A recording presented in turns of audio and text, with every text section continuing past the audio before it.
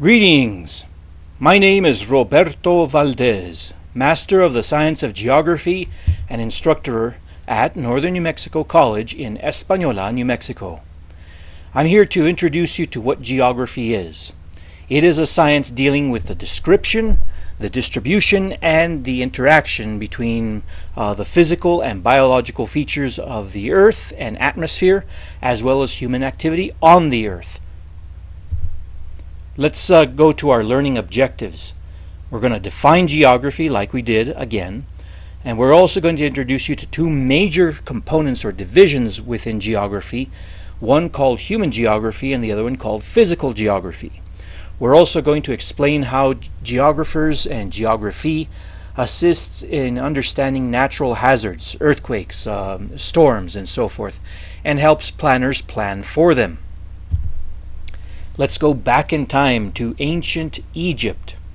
The Greeks, under Alexander the Great, conquered the eastern Mediterranean, the Middle East, and Central Asia.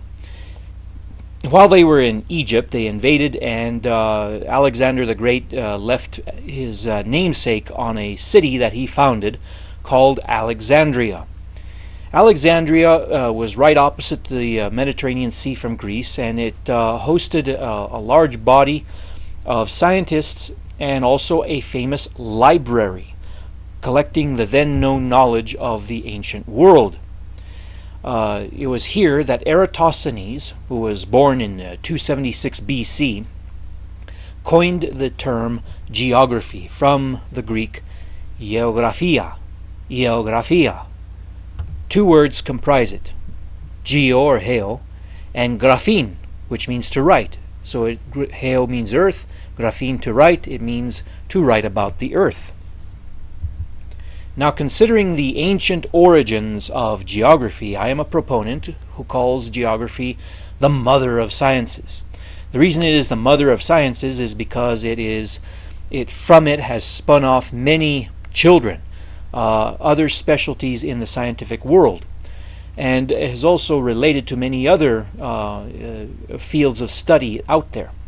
Now, I've already introduced you to two major aspects or two major divisions of geography. One of them is called the physical geography, and the other one the human geography. But there's also a third, involved with techniques and technologies, and that is geographic techniques.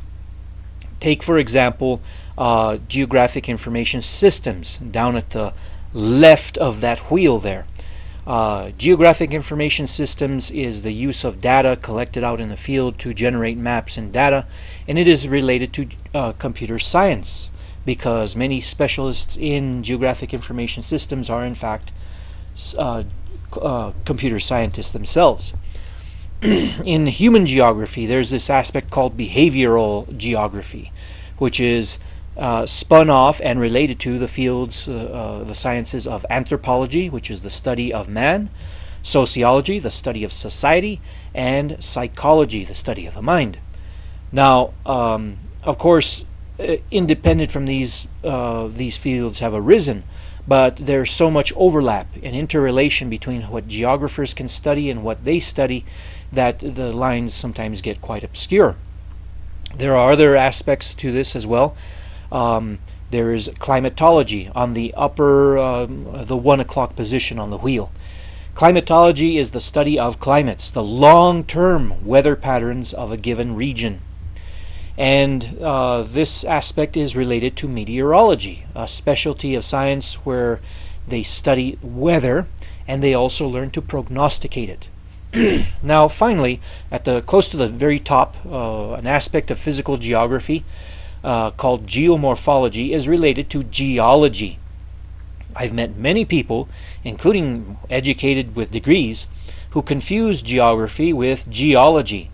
Geology, I can assure you, is a separate field. However, much of what they study overlaps quite comfortably with people who study geography, especially those who are specialists in the division of physical geography, studying geomorphology, which is the study of the landscape and how it came to be, what formed it. Geologists study what's on the surface, and they study underneath the surface as well.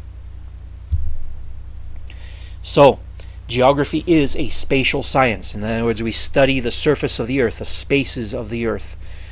We study human patterns and processes. We study biophysical, that is the natural world, patterns and processes. We study the interaction between humans and the natural world. And we study variations of space and time. And I'm going to elaborate on that quite quickly here. So bear in mind that geography is both a natural science and a social science. And even though there is division, there is a lot of unity as well, for these fields often overlap. You often cannot talk about the natural world without talking about the physical world, and the social human world, and you can't talk about the human condition without talking about the physical earth either. Let's refine these definitions. Physical geography is the study of the physical features on the earth. That includes landforms, bodies of water, soils, climates, and plants. And this, of course, comprises the natural science component of geography. Then there is the social science component of geography called human geography. We study people, we study communities, we study how they alter and build environments on the landscape, creating the cultural landscape. We make inquiry about where things are and why they are. This is the social aspect of it, and we also study how humans impact the earth. We study history. In fact, a lot of us geographers are historians. That is because we make rational inquiry and critical thinking about history. This is called, we think about a lot about the past. We study about why things came about to be the way they are. The process of how we come to know the things that we know today. This is the history of knowledge, and we study that. We also study how the geography out there and geographic phenomena, whether it's on the landscape or whether it's the atmosphere, has changed over time. That's an aspect of historical geography. We study also how humans have impacted the earth or have lived on the earth or have moved and done activity on the earth, all kinds of human activity. We study how that has progressed throughout time as well. There is an environmental studies aspect to geography, in which many geographers assist in how to support sustainable development. That is a way to either positively impact the environment or to lessen the impact or to avoid environmental degradation. We are constantly thinking not only about the past but also about the future, and for those who specialize in it, thinking about the future helps build wisdom based upon the past to plan. And so many geographers work in urban geography, in planning urban spaces, in rural counties. They work in planning and zoning. They work in all aspects of these fields that try to plan for a future. How humans impact the environment is a specialty field within geography called cultural ecology. And there are many specialties, and I'm only going to give you two of them at the moment right now. The cultural ecology studies human interaction with the environment and the resulting cultural landscape. The political ecology specialty studies how political decisions impact the environment, either positively or negatively. Two important acronyms to remember are GPS and GIS. GIS is Geographic Information Systems. It is a system, a body that involves computer scientists, their software, and their peculiar methods of gathering data from the field and providing information in the form of maps, in the form of spreadsheets, in the form of statistics, in the form of information to decision makers to help them make good environmental decisions to avoid environmental degradation. The people who go out into the field, such as surveying technicians and so forth, they go and they use technology such as the fellow at Wright called a rover, which receives signals from a system of satellites orbiting the Earth that send off special signals and that use the signals to position a person on the Earth and thereby give the person coordinates, and we'll cover that later. So just remember, global positioning system. It's satellites, it's people working, technicians on the ground and their peculiar instruments. Geographic information systems, that's computer scientists using computers and their peculiar software and methods to generate information. So geography is about information, and one aspect that I haven't covered yet is remote sensing. That is the use of either laser equipment, satellites, or aerial photography to use imaging and then modify those images to provide digital graphic models in order to understand catastrophes and disasters, and for planners who want to plan ahead, and for people who want to look and for signs and signals of the past that can't be seen with the naked eye. You do this by enhancing a photograph. And so, for example, on the left is a photograph of the Jemez Mountains in the north-central state of New Mexico. In 2011, there was a huge fire touched off by an electrical line, and it burned a swath 25 miles long and about 9 or 10 miles wide. And this huge area of burn scar is hereby enhanced on the photograph shown here on the right with a maroon color that jumps out at you so that you can see the extent of the fire. This is what the north end of the fire looked like. So geographers also are involved in assessing natural hazards and human impacts on the earth, on the environment.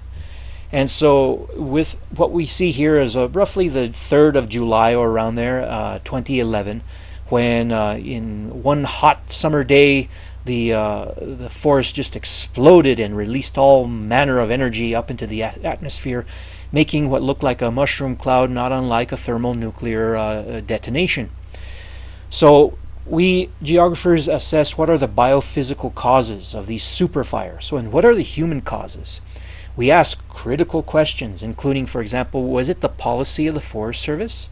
Was it the constant lawsuits from environmentalist groups that squash timber sales, that set the precedent or set the premise by which there is going to be a lot of timber to go up in smoke during a drought year? Those are the kinds of questions that we ask. Many people think that geography is about maps, about map reading and about map making. And that's true, but that's actually a specialty within geography. The word cartography comes from the ancient Greek learned in Egypt, where they had this peculiar reed called papyrus that grew on the side of the Nile River. You pick it, you can unroll its stem, and it turns into a sheet of paper of sorts. And this is called papyrus, which is in the Greek kartes. Kartes and graphene together form the word cartography. And it's about map making, map reading, and techniques of it. And also how to understand how to communicate to people effectively using maps. On the globes below, these are derived from maps made in Spain in the 1700s that talk about the different aspects of the earth. The one on the left, you'll notice, has in the very center of the globe Mar del Sur, which means the Sea of the South, the South Sea. That's what they called the Pacific Ocean at the time. On the right-hand side, you'll see Mar del Norte, in between Africa and North and South America. Mar del Norte means Ocean of the North. That is what they called the North Atlantic, the Spanish did. Several European powers were studying the peculiar phenomena that the Earth is not quite a sphere, it's not quite round. And so on the right-hand side, on the top of the globe, you'll notice a place name, Torneo, T-O-R-N-E-O, Torneo. That is a city in Finland, North Europe, where it was found that the Earth is rather flat and bottomed out there. There are bumps and rises, and there are depressions in the globe. And these were being studied even way back then. Now, finally, we review. Geography, again, is a science that deals with the description, the distribution, and the interaction of the physical and biological features of the Earth and the atmosphere, as well as human activity on the Earth. It is both a natural and a social science. It studies the past and it plans for the future. It makes inquiry about now, such as in the question, where is it and why? And it is a problem-solving science, finding ways to positively impact the environment or at least to avoid excessive environmental degradation. We also study natural hazards, finding ways to plan for and mitigate their damage or to avoid their damage entirely. So if you forget nearly everything I've taught you about what geography is about, and the generally speaking that is, you could remember it in one phrase or one sentence, and that is the geographic inquiry. Where is it and why is it there? Where is it and why is it there? That is the major question that we ask in geography, and that's why the science is so all-encompassing and has great variations within it that expand its field of specialty and study.